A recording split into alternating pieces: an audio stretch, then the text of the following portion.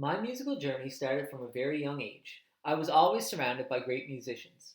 My parents were both involved in the brass band at church. One of my grandfathers was an amazing euphonium and bass guitar player, as well as a great singer, while the other grandfather wrote songs about life in the small community of Newman's Cove and would sit and teach me these songs. Living in Bonavista meant that although I was surrounded by music from a young age, there weren't a lot of opportunities for children to be involved in musical activities. When I was just 5 years old, my dad got a new job, we sold our beautiful home, and over the Christmas break, we moved from Birchie Cove to Conception Bay South.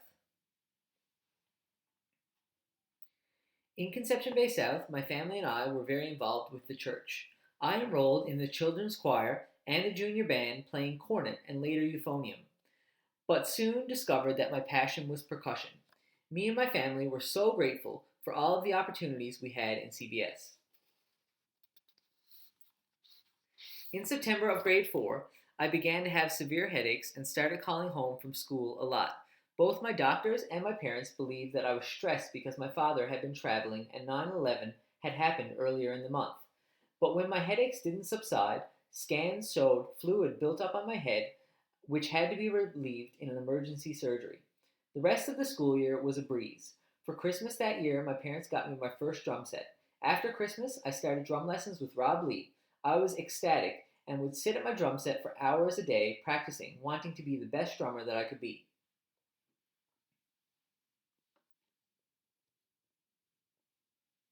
The following December, headaches brought me back to the Janeway and an MRI scan revealed a large brain tumor at the center of my brain. After further tests, it was confirmed I had Newfoundland's first ever pineal gland brain tumor.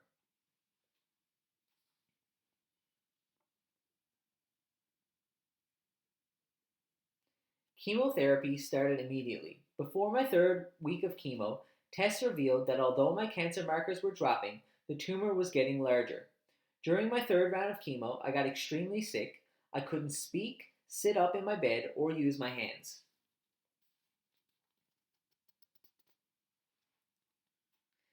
After a week-long delay and an emergency surgery to relieve pressure from my brain, I was airlifted to Toronto's Sick Kids Hospital. I underwent an 11.5 hour surgery to remove my tumor and was on the road to recovery.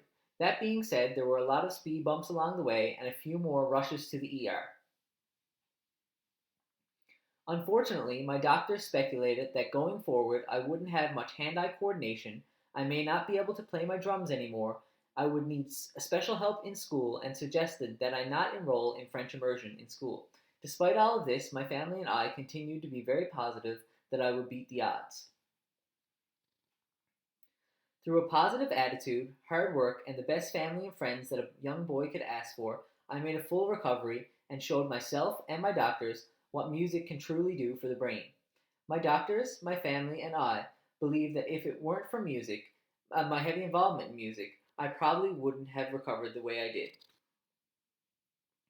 When I was 5 years cancer free, my family and friends threw a huge surprise party for me and partnered up with Music City to get me my dream drum set and a ton of free gear from their percussion sponsors. It was a huge surprise.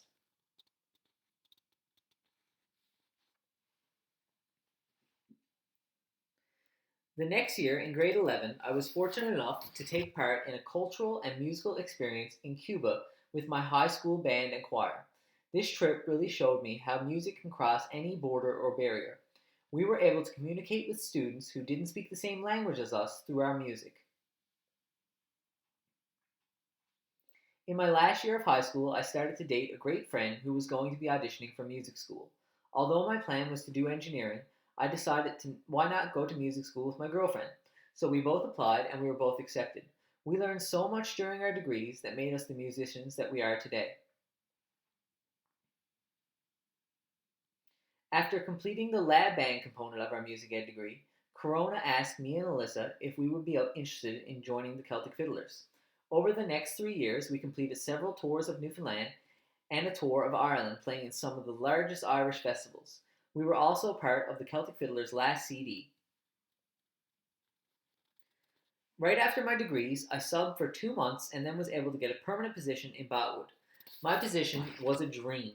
I had two concert bands, a rock band, and a choir.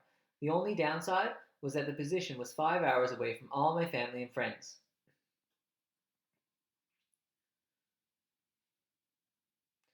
The following year, I was lucky enough to get a job back on the East Coast, and I bought a house, and Alyssa and I opened up Ovation Music Studio. We won Startup Business of the Year, and in our second year of operation, we hired our first employee.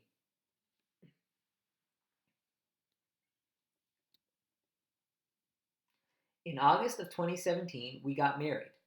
It was the perfect day, topped off by having our band help us dance down the aisle at the ceremony and dancing the night away with friends and family.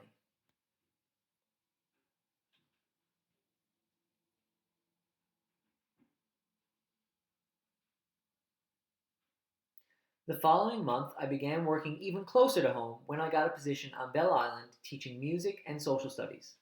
Although the ferry doesn't always run, I'm always excited to connect with students who are interested in music and try to spark a love for music in those who aren't.